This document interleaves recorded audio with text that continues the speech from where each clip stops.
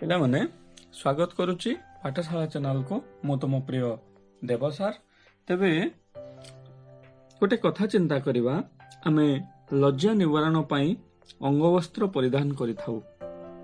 ମାତ୍ର ଟିକେ ଚିନ୍ତା କରିବା, ଯେତେବେଳେ ଦୋକାନରୁ ଏହା କିଣିଥାଉ, କିଣିବା ସମୟରେ ତାର ରଙ୍ଗ, ତାର ରୂପ ବିନ୍ୟାସ ତଥା ତାର ସୌନ୍ଦର୍ଯ୍ୟବୋଧତାକୁ ଆମେ ଲକ୍ଷ୍ୟ କରିଥାଉ। କେମିତି ଲୁଗାଟିଏ କିଣିଲେ ତାହା ଆମ ପାଇଁ ରୁଚିକର ହେବ, ତାହା ପିନ୍ଧିଲେ ଆମେ ସୁନ୍ଦର ଦେଖାଯିବା, ତାହା ଆମେ ଚିନ୍ତା କରିଥାଉ। ଏବଂ ତାପରେ ମଧ୍ୟ ଆମେ ନାନା ଜାତିର ଅଳଙ୍କାର ଯଥା ମୁଦି, ଚୁଡ଼ି, ଖଡୁ, ହାର, ମଥାମଣି, ବାହୁଟି, କଙ୍କଣ, କୁଣ୍ଡଳ, କାନଫୁଲ, ନାକଫୁଲ ଇତ୍ୟାଦି ଆମେ ଗହଣା ବା ଅଳଙ୍କାର ପିନ୍ଧିଥାଉ। ଏ ଗହଣା ବା ଅଳଙ୍କାର ପିନ୍ଧିବା ଦ୍ୱାରା କ'ଣ ହୁଏ ନା, ଏହା ପିନ୍ଧିବା ଦ୍ୱାରା ଆମ ଶରୀରର ଶୋଭାବର୍ଦ୍ଧନ ହୁଏ, ଅର୍ଥାତ୍ ଆମେ ଆଉ ଟିକେ ଅଧିକ ସୁନ୍ଦର ଦେଖାଯାଉ। ବୁଝି ହେଉଛି? ଠିକ୍ ସେମିତି ଆଜି ଆମେ ଯୋଉ କଥା ପଢିବା, ଯୋଉ ବିଷୟରେ ଆଲୋଚନା କରିବା, ତାହା ହେଉଛି ଅଳଙ୍କାର। ସାହିତ୍ୟରେ ଅଳଙ୍କାରର ପ୍ରୟୋଗ। ଅଳଙ୍କାର କ'ଣ, ଏହା ପ୍ରୟୋଗ କଲେ କ'ଣ ହୁଏ? ଯେମିତି ଆମେ ଆଲୋଚନା କଲେ, ଅଳଙ୍କାର ଦ୍ୱାରା ଶରୀରର ଶୋଭାବର୍ଦ୍ଧନ ହୁଏ। ଠିକ୍ ସେମିତି ସାହିତ୍ୟରେ ଗଦ୍ୟ ହେଉ କିମ୍ବା ପଦ୍ୟ ହେଉ, ଉଭୟ ଗଦ୍ୟ ଏବଂ ପଦ୍ୟରେ ଅଳଙ୍କାରର ପ୍ରୟୋଗ ଦ୍ୱାରା ଏହା ଅଧିକ ସରସ, ସୁନ୍ଦର ଏବଂ ରମଣୀୟ ହୁଏ। ଅର୍ଥାତ୍ ଆମେ ଏହା କହିବା, ଅଳଙ୍କାର ପ୍ରୟୋଗ ଦ୍ୱାରା ପାଠକ ପ୍ରାଣକୁ ଆମୋଦିତ କରେ। ବସ୍ତୁତ ଅଳଙ୍କାର ବା ସୌନ୍ଦର୍ଯ୍ୟ ତତ୍ତ୍ୱ ହେଉଛି ସାହିତ୍ୟର ବୈଶିଷ୍ଟ୍ୟ। ଅଳଙ୍କାର ପ୍ରୟୋଗ ଦ୍ୱାରା କାବ୍ୟ କବିତା ରମଣୀୟ ହେଇଥାଏ। ତେବେ ଚାଲ ଆଜି ଆମେ ପଢିବା ସେହି ଅଳଙ୍କାର ବିଷୟରେ। ଅଳଙ୍କାରକୁ କେତେ ଭାଗରେ ଭାଗ କରାଯାଇଛି? ଅଳଙ୍କାରକୁ ଆମେ ଦୁଇ ଭାଗରେ ଭାଗ କରିଛୁ। ଅଳଙ୍କାରକୁ ଦୁଇ ଭାଗରେ ଭାଗ କରାଯାଇଛି। ପ୍ରଥମେ ହେଉଛି ଶବ୍ଦାଳଙ୍କାର, ଶବ୍ଦ ଅଳଙ୍କାର। ଦ୍ୱିତୀୟରେ ହେଉଛି ଅର୍ଥାଳଙ୍କାର, ଅର୍ଥ ଅଳଙ୍କାର। ତେଣୁ ଶବ୍ଦ ଅଳଙ୍କାର ଏବଂ ଅର୍ଥ ଅଳଙ୍କାର ଏମିତି ଦୁଇ ଭାଗରେ ଭାଗ କରାଯାଇଛି ଅଳଙ୍କାରକୁ। ସର୍ବପ୍ରଥମେ ଶବ୍ଦାଳଙ୍କାର କହିଲେ କ'ଣ ବୁଝିବା? ଯେଉଁ ଅଳଙ୍କାର ପ୍ରୟୋଗ ଦ୍ୱାରା, ମନେ ରଖିବା, ଯେଉଁ ଅଳଙ୍କାର ପ୍ରୟୋଗ ଦ୍ୱାରା ଶବ୍ଦ ସରସ, ସୁନ୍ଦର ଏବଂ ଶ୍ରୁତି ମଧୁର ହୁଏ, ତାକୁ ଆମେ ଶବ୍ଦ ଅଳଙ୍କାର ବା ଶବ୍ଦାଳଙ୍କାର କହିବା। ଏବଂ ଏ ଶବ୍ଦାଳଙ୍କାର ହେଉଛି ତିନି ପ୍ରକାରର। କ'ଣ କ'ଣ? ଯମକ, ଅନୁପ୍ରାସ, ଶ୍ଳେଷ ଇତ୍ୟାଦି ଇତ୍ୟାଦି। ଏଇଗୁଡ଼ିକ ହେଲେ ଶବ୍ଦାଳଙ୍କାର। ଏବଂ ଅର୍ଥାଳଙ୍କାର କ'ଣ ନା, ଯେଉଁ ଅଳଙ୍କାର ପ୍ରୟୋଗ ଦ୍ୱାରା ଅର୍ଥ ରମଣୀୟ, ଚିତ୍ତାକର୍ଷକ ହୁଏ। ଦେଖ, ଶବ୍ଦାଳଙ୍କାର ପ୍ରୟୋଗ ଦ୍ୱାରା ଶବ୍ଦ ଶୁଣିବା ପାଇଁ ଭଲ ଲାଗେ ଏବଂ ଅର୍ଥ ଅଳଙ୍କାର ପ୍ରୟୋଗ ଦ୍ୱାରା ସେ ଶବ୍ଦର ଅର୍ଥ ନିର୍ଣ୍ଣୟ କଲାବେଳେ ଆମେ ଆଲୋଚନା କରିବା, ଯେତେବେଳେ ଆକୁ ଅଧିକ ପଢିବା, ତେବେ ଅର୍ଥ ଯେତେବେଳେ ସୁନ୍ଦର ଲାଗେ ବା ଚିତ୍ତାକର୍ଷକ ଲାଗେ, ସେତେବେଳେ ତାକୁ ଆମେ ଅର୍ଥାଳଙ୍କାର କହିବା। ଅର୍ଥାଳଙ୍କାର କ'ଣ? ଉପମା, ଉତ୍ପ୍ରେକ୍ଷା, ରୂପକ, ବ୍ୟତିରେକ, ଅର୍ଥାନ୍ତର ନ୍ୟାସ ଇତ୍ୟାଦି ଇତ୍ୟାଦି ଯାହା ରହିଛି। ତେବେ ଆମେ ଏଠି ଶବ୍ଦାଳଙ୍କାରରେ ଯମକ, ଅନୁପ୍ରାସ, ଶ୍ଳେଷ ପଢିବା ଏବଂ ଅର୍ଥାଳଙ୍କାରରେ ଆମେ ଉପମା, ଉତ୍ପ୍ରେକ୍ଷା, ରୂପକ ଏବଂ ବ୍ୟତିରେକ ଅଳଙ୍କାର ବିଷୟରେ ଆଲୋଚନା କରିବା। ଠିକ୍ ଅଛି, ତେବେ ଆଗକୁ ବଢିବା। ସର୍ବପ୍ରଥମେ ଶବ୍ଦାଳଙ୍କାର କଥା ଆମେ ଆଲୋଚନା କରିବା। ଶବ୍ଦାଳଙ୍କାର ମଧ୍ୟରେ ସର୍ବପ୍ରଥମେ ଆସିଥାଏ କ'ଣ ନା, ଅନୁପ୍ରାସ ଅଳଙ୍କାର। ଅନୁପ୍ରାସ ଅଳଙ୍କାର ବିଷୟରେ କହିବା ପୂର୍ବରୁ ମୁଁ ତିନୋଟି ପଦ୍ୟର ଅଂଶ ତୁମ ସମ୍ମୁଖକୁ ଆଣିବି। ଆକୁ ଭଲ ଭାବରେ ଦେଖିବା। ଉତ୍କଳ କମଳା ବିଳାସ ଦୀର୍ଘିକା, ମରାଳ ମାଳିନୀ ନୀଳାମ୍ବୁ ଚିଲିକା।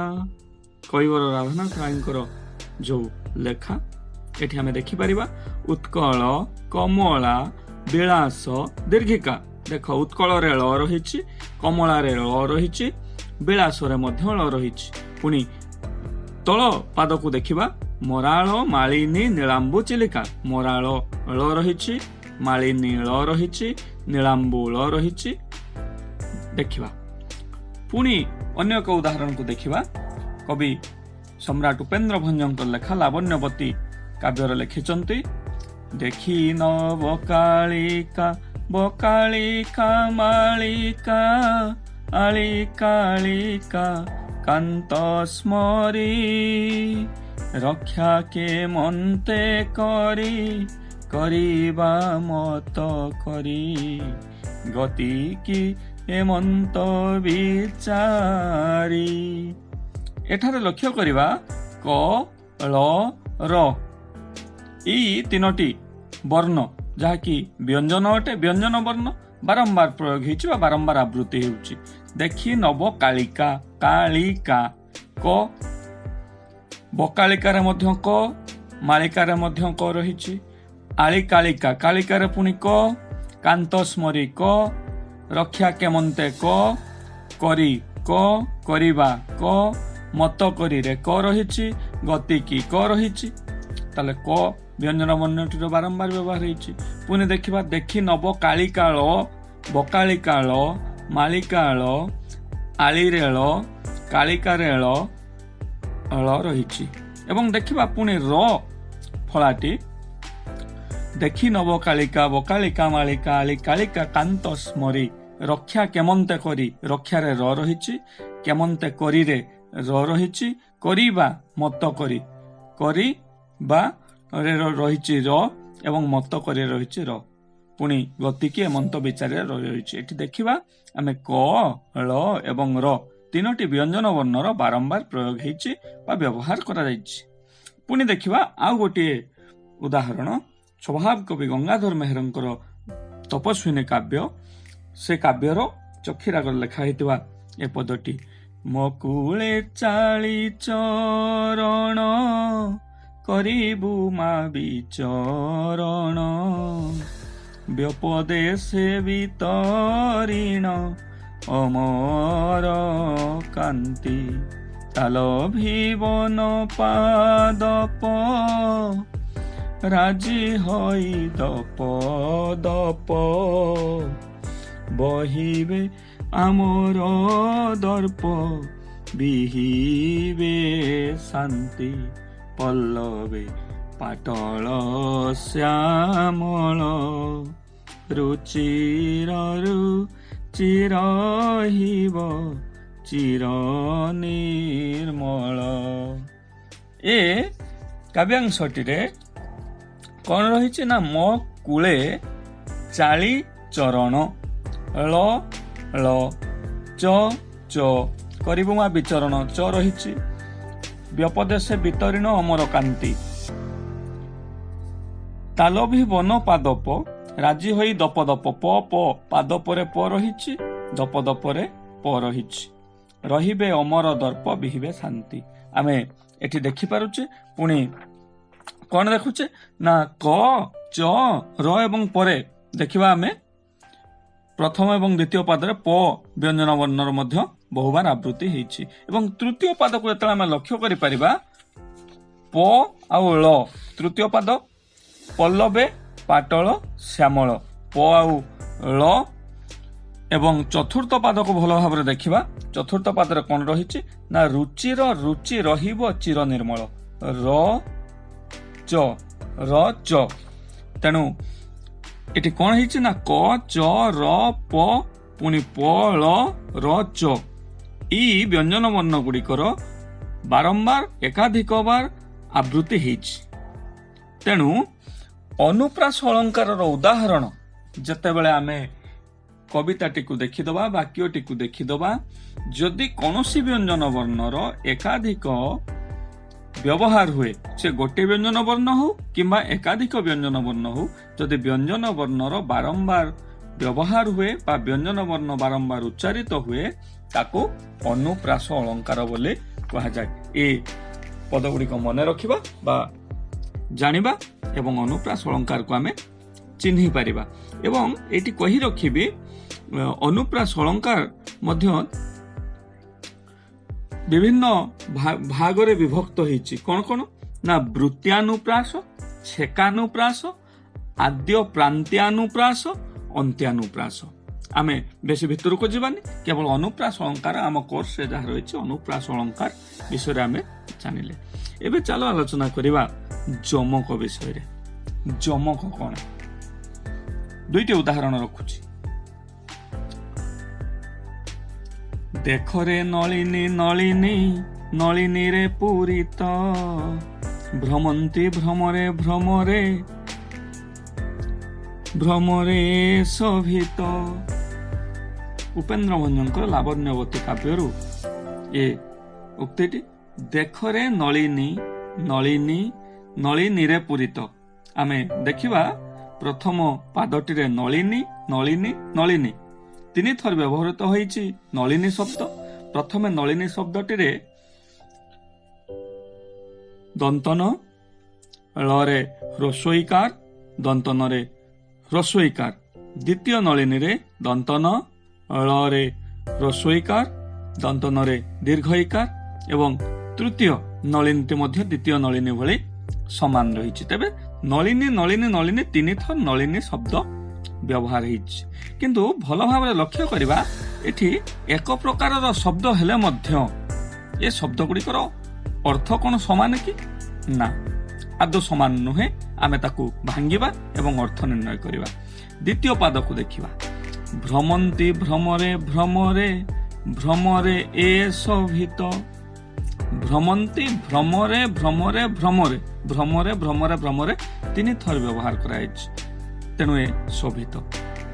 तेणु प्रथम पादरे थिबा प्रथम नलिनी शब्द यह एक संबोधन पद जहाँकि पद्मिनी जातीय सुंदरी स्त्री लोक मानंकु रमणी मानंकु नलिनी कहा जाए।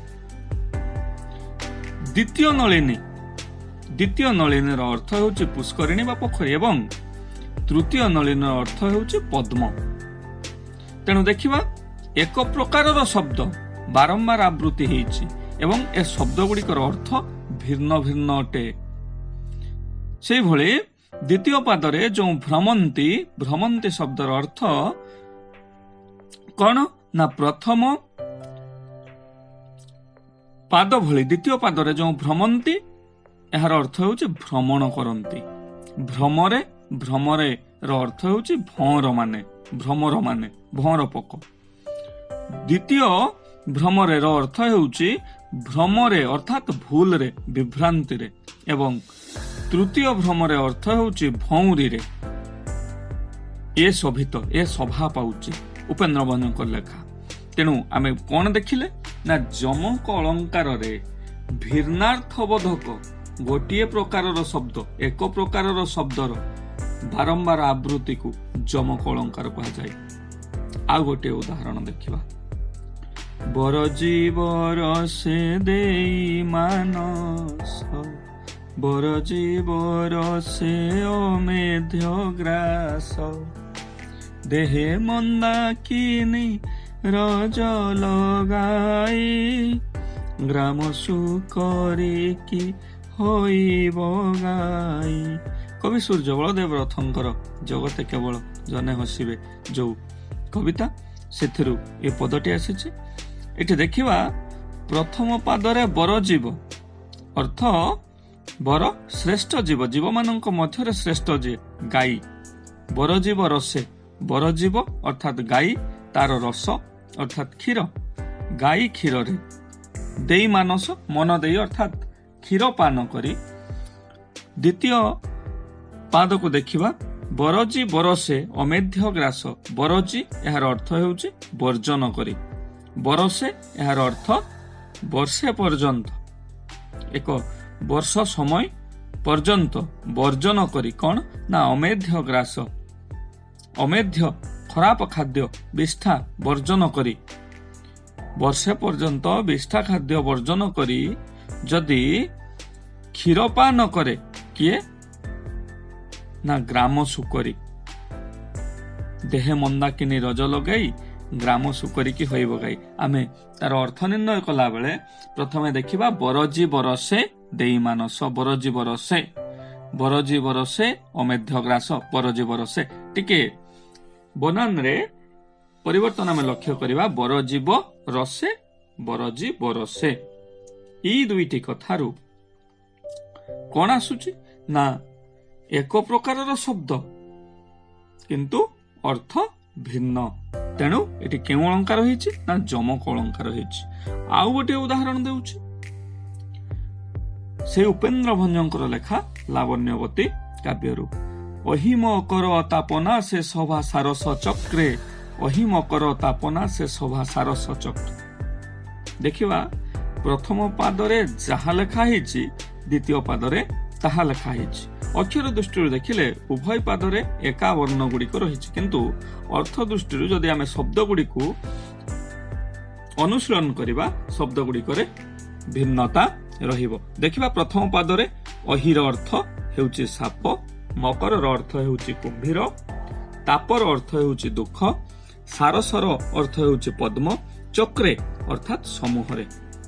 सेमिति द्वितीय पाद को देखिले अहि मकर सेठी आमे अहि को साप नैथिले प्रथम पादरे, मकर को कुंभीर नैथिले। एठी अहि मकर हिम होउची बरफ ठंडा ए अर्थरे अहिम गरम, अहिम करंती जे अहिम कर किए ना सूर्य, ताप उष्मता सेठी तापर अर्थ दुख हेउतला एठी तापर अर्थ उष्मता। सारस सारसर अर्थ सेठी पद्म हेउतला एठी सारसर अर्थ हेउची हंस। चक्रे सेठी चक्रेर अर्थ समूह रे गोष्ठी रे होउतला एठी चक्र बाकादी बा मंडली वृत्ताकार। ठीक अच्छे तेबे देखिबा जदिओ अक्षर बा वर्ण दृष्टि ये दुईटी जाक पाद एका भली देखा जाउछंती किंतु अर्थ दृष्टि समान शब्द थिले मध्य ताहा भिन्नार्थबोधक अटे। तेणु आमे यह बुझिले जे भिन्नार्थबोधक एक प्रकारर शब्दर बारंबार आवृत्ति हेले सेठी जमक अलंकार होइथाय। आशा करूचे जमक अलंकारटी बुझी जाइथिबो। तेबे जमक अलंकार 5 प्रकारर अटे। जदि पादर आरंभ रे जमक पड़े ताकू आद्य जमक, मझिरे पड़िले मध्य जमक, शेष रे पड़िले प्रांत जमक एवं चारियाडे पड़िले अर्थात आरंभ रु शेष पर्यंत पड़िले ताकू सर्वजमक कहा जाए एवं मझिरे मझिरे पड़िले ताकू माळ जमक कहा जाए। तेणु आद्य जमक, मध्य जमक, प्रांत जमक, माळ जमक एवं सर्वजमक एभली 5 भाग रे विभक्त होईछि जमक अलंकार। तापरे पढ़िबा आमे कोन ना श्लेष अलंकार। श्लेष अलंकार श्लेष अलंकार रे कोन हुए सर्वप्रथमे आमे उदाहरण नबा तापरे तार प्रकार बुझिबा कोन हेउची ताको आमे देखिबा केमिति श्लेष अलंकार प्रयोग हेउची। सर्वप्रथम उदाहरण देखिबा वैदेहिक विलास उपेन्द्र भंजंकर लेखा से पद बाबू नाक सिरी दान यज्ञ जसाकु बिहर कानन कर आलिंगन को। भल भाव देखिबा बाबू नाक सिरी दान यज्ञ जसाकु बिहर कानन कर आलिंगन को।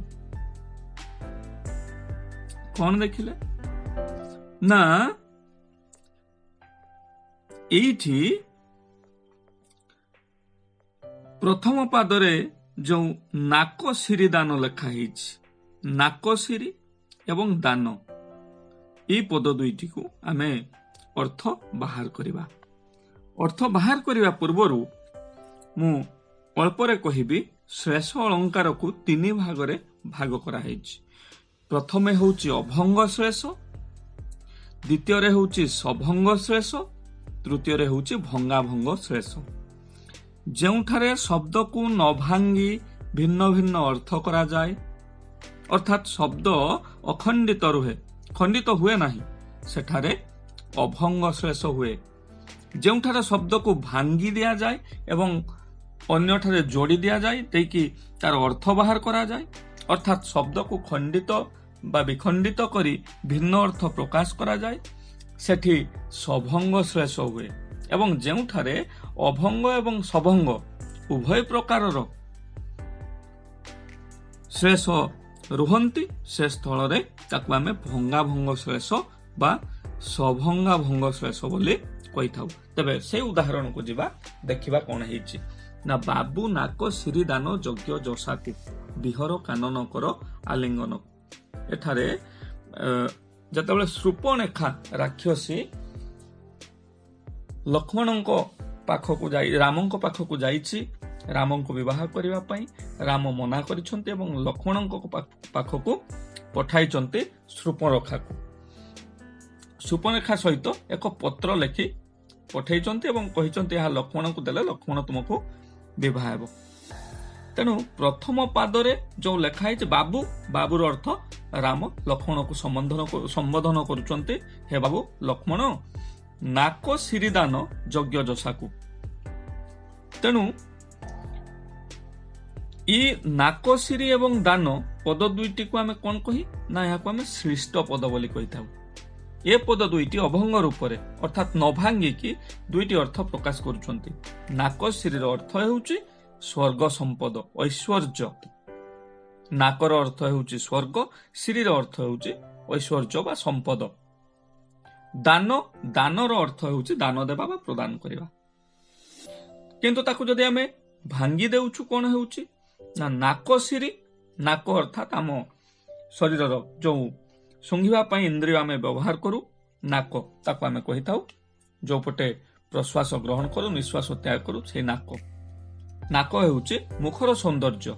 ତେଣୁ ଏ ନାକ ସିରି, ନାକର ଯୋଉ ସୌନ୍ଦର୍ଯ୍ୟ ଏବଂ ଦାନର ଅର୍ଥ ଏଠି କଣ ଆସିଗଲା, ୟାକୁ ଛେଦନ କରିବା। ଦା ଅର୍ଥାତ୍ ଦେବା ଏବଂ ଦାର ଅର୍ଥ ହେଉଛି କାଟିବା ମଧ୍ୟ। ତେଣୁ ଆକୁ ଯେତେବେଳେ ଆମେ ଭାଙ୍ଗି ଦେଉଛୁ, ଭାଙ୍ଗିଦେଲେ ତାର ଅର୍ଥ କଣ ବାହାରୁଛି ନା ନାକ ସିରି, ଯାହା ମୁଖର ସୌନ୍ଦର୍ଯ୍ୟ ନାକ, ତାକୁ ଆମେ କାଟିଦେବା ଦରକାର। ତେଣୁ ଦ୍ୱିତୀୟ କଥାକୁ ଯିବା, ବିହର କାନନକର ଆଲିଙ୍ଗନକୁ, ତାକୁ ନ ଭାଙ୍ଗି ଆମେ ଅର୍ଥ କରିବା ବିହର, ବିହାର କର ବୁଲ, କାନନ ଜଙ୍ଗଲରେ, ବଣ ଜଙ୍ଗଲରେ ଏବଂ କର ଆଲିଙ୍ଗନକୁ। ପ୍ରଥମେ ଆମେ ବାହାର କରିଥିଲେ ପ୍ରଥମ ପାଦର ଅର୍ଥ ବାବୁ ଲକ୍ଷ୍ମଣ ନା ନାକ ସିରି ଦାନ, ସ୍ୱର୍ଗର ଯୋଉ ସୌନ୍ଦର୍ଯ୍ୟ ଐଶ୍ୱର୍ଯ୍ୟ ସମ୍ପଦ ଯାହାର ଯଜ୍ଞ, ସେଭଳି ସ୍ତ୍ରୀକୁ ଧରି ନିଜ ସହିତ ତୁମେ ବିହାର କର, ବନ କାନନ ଅଞ୍ଚଳରେ ବୁଲ ଏବଂ ତାକୁ ଆଲିଙ୍ଗନ କର। ଇଏ ହେଉଛି ତାକୁ ଆମେ ନ ଭାଙ୍ଗି ଯେତେବେଳେ ଅର୍ଥ ବାହାର କରୁଛୁ। କିନ୍ତୁ ତାକୁ ଯେତେବେଳେ ଭାଙ୍ଗି ଦଉଛୁ ନା ବାବୁ ନାକ ସିରି ଦାନ, ନାକ ହେଉଛି ନାକର ସୌନ୍ଦର୍ଯ୍ୟକୁ ଆମେ କଣ କରିବା ନା ଦାନ କରିବା, କାଟିଦବା ଯଜ୍ଞ ଯଶାକୁ। ଆର ନାକ କାଟିବା ଯଜ୍ଞ ଇଏ। ବିହର କାନ, ବିହର ଅର୍ଥାତ୍ ବିଶେଷ ଭାବରେ ହରଣ କର। ଏବଂ ଦେଖିବା ଏଠି କାନ ନକର ଯୋଉ ଅଛି, କାନ ନ କର ଆଲିଙ୍ଗନକୁ, ଏହାକୁ ଆଲିଙ୍ଗନ କର ନାହିଁ। ତେଣୁ ଦ୍ୱିତୀୟ ଅର୍ଥରେ ବିହର ବିଶେଷ ଭାବରେ ହରଣ କର, କାନ ଓ ନ କର ଆଲିଙ୍ଗନକୁ ବୁଝାଉଛି। ତେଣୁ କାନନ ପଦଟି ଖଣ୍ଡିତ ହେବା ଦ୍ୱାରା କାନ ନ ଭିନ୍ନ ଅର୍ଥ ପ୍ରକାଶ କଲା। ତେଣୁ ପ୍ରଥମେ ଆମେ ତାକୁ ନ ଭାଙ୍ଗି ଅର୍ଥ ବାହାର କରିଥିଲେ, ତାହା ଥିଲା କଣ ନା ଅଭଙ୍ଗ ଶ୍ଳେଷ। ତାକୁ ଆମେ ପୁଣି କଣ କଲେ ନା ଭାଙ୍ଗିକି ଅର୍ଥ ବାହାର କଲେ, ତାହା ହେଉଛି ସଭଙ୍ଗ ଶ୍ଳେଷ। ଏବଂ ଦେଖିଲେ ଆମେ ଏଇ ଗୋଟିଏ ପଦରେ ଉଭୟ ଅଭଙ୍ଗ ଏବଂ ସଭଙ୍ଗ ଶ୍ଳେଷ ଅଳଙ୍କାର ପ୍ରୟୋଗ ହେଇଥିବାରୁ ଏଠି ଆମେ କଣ କହିବା, ଏହା ହେଉଛି ଭଙ୍ଗାଭଙ୍ଗ ଶ୍ଳେଷ ବା ସଭଙ୍ଗାଭଙ୍ଗ ଶ୍ଳେଷ। ତେଣୁ ଆମେ ଶ୍ଳେଷ ଅଳଙ୍କାର କଣ ବୁଝିପାରିଲୁ ନା ଶ୍ଳେଷ ଅଳଙ୍କାରରେ ଆମେ ମନେ ରଖିବା, ଶ୍ଳେଷ ଅଳଙ୍କାର କାହାକୁ କହିବା ନା ଯେଉଁଠାରେ ଗୋଟିଏ ଶବ୍ଦ ଦୁଇଟି ବା ଦୁଇରୁ ଅଧିକ ଭିନ୍ନ ଭିନ୍ନ ଅର୍ଥ ପ୍ରକାଶ କରେ, ସେଠାରେ ଶ୍ଳେଷ ଅଳଙ୍କାର ହୁଏ। ଆଉ ଯେଉଁ ଶବ୍ଦ ଏକାଧିକ ଅର୍ଥ ପ୍ରକାଶ କରୁଥାଏ ତାକୁ ଆମେ କଣ କହୁ ନା ଶ୍ଳିଷ୍ଟ ପଦ ବୋଲି କହିଥାଉ। ଏତିକି କଥା ମନେ ରଖିବା। ଠିକ ଅଛି, ତେବେ ମୁଁ ଭାବୁଛି ଆଜିର ଯୋଉ ବିଷୟବସ୍ତୁ ଥିଲା ଆମର ଅଳଙ୍କାର ଏବଂ ଶବ୍ଦାଳଙ୍କାର, ଆପଣମାନେ ସମସ୍ତେ ନିଜ ମନରେ ସନ୍ଦେହ ମୋଚନ ପୂର୍ବକ ଏ କଥା ଗୁଡ଼ିକୁ ମନେ ରଖିବେ ଏବଂ ଆମେ ପରବର୍ତ୍ତୀ ଶ୍ରେଣୀରେ ପଢିବା ଅର୍ଥ ଅଳଙ୍କାର, ଯେଉଁଥିରେ ରହିବ ଉପମା, ଉତ୍ପ୍ରେକ୍ଷା, ରୂପକ, ଏତିକି आमे देई परवर्ती भिडियोटी तैयारी करिबा। तेबे भिडियोटी देखिथिबारु धन्यवाद। निजे लाइक करिवो, अन्य माननक सहित शेयर करिवो, चैनल को सब्सक्राइब करिवो एवं अन्य माननक मध्य सब्सक्राइब करिया पई कहिवो एवं फीडबैक्स निश्चित कमेंट बॉक्स रे लेखिवो। धन्यवाद। रहुची। जय जगन्नाथ।